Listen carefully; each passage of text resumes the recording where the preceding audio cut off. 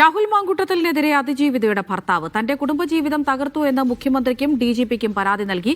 തനിക്ക് വലിയ മാനനഷ്ടമുണ്ടായി. വിവാഹിതയാണ് എന്നറിഞ്ഞിട്ടും രാഹുൽ തന്റെ ഭാര്യയുമായി വഴിവിട്ട ബന്ധം സ്ഥാപിച്ചു. തന്റെ അസാന്നിധ്യം അവസരമാക്കി രാഹുൽ അതിജീവിതയെ വശീകരിച്ചുവെന്നും പരാതിയിൽ പറയുന്നു.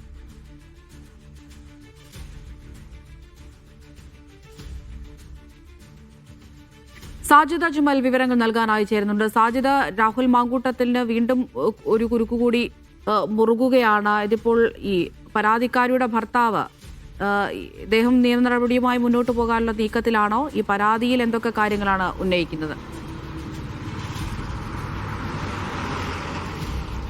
പരാതിക്കാരിയുടെ ഭർത്താവ് നിയമപരമായി മുന്നോട്ട് പോകാൻ തന്നെയാണ് തീരുമാനിച്ചിരിക്കുന്നത്. ഇതിന്റെ അടിസ്ഥാനത്തിലാണ് മുഖ്യമന്ത്രിക്കും DGPക്കും പരാതി നൽകിയിരിക്കുന്നത്.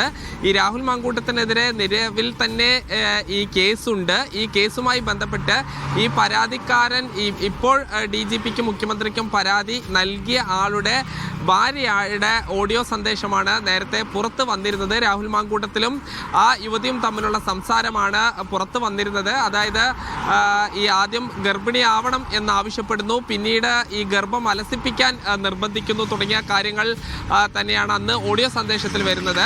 ആ യുവതിയുടെ ഭർത്താവാണ് ഇപ്പോൾ ഈ രംഗത്ത് എത്തിയിരിക്കുന്നത് പരാതിയുമായി. അദ്ദേഹം പ്രധാനമായും പറയുന്ന കാര്യമെന്ന് പറഞ്ഞാൽ തൻ്റെ കുടുംബജീവിതം തകർത്തത് രാഹുൽ മാങ്കൂട്ടത്തിലാണ്.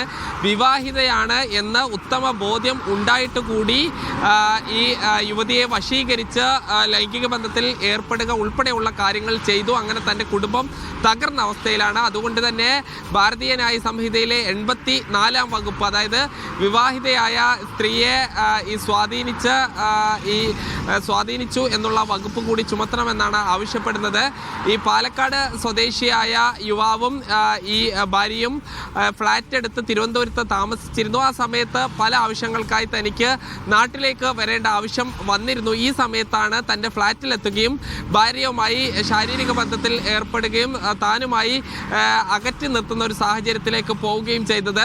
ഈ രാഹുൽ മാങ്കൂട്ടത്തിൽ കോടതിയിൽ പറഞ്ഞിരുന്നത് ഈ യുവതിയുടെ കുടുംബ പ്രശ്നം പരിഹരിക്കാനാണ് താൻ ശ്രമിച്ചത് എന്നാണ്. എന്നാൽ കുടുംബ പ്രശ്നം പരിഹരിക്കാൻ ശ്രമിച്ചിട്ടില്ലെന്ന് മാത്രമല്ല, കുടുംബം തകർക്കാനാണ് ശ്രമിച്ചത് എന്നുകൂടി പരാതിയിൽ പറയുന്നുണ്ട്.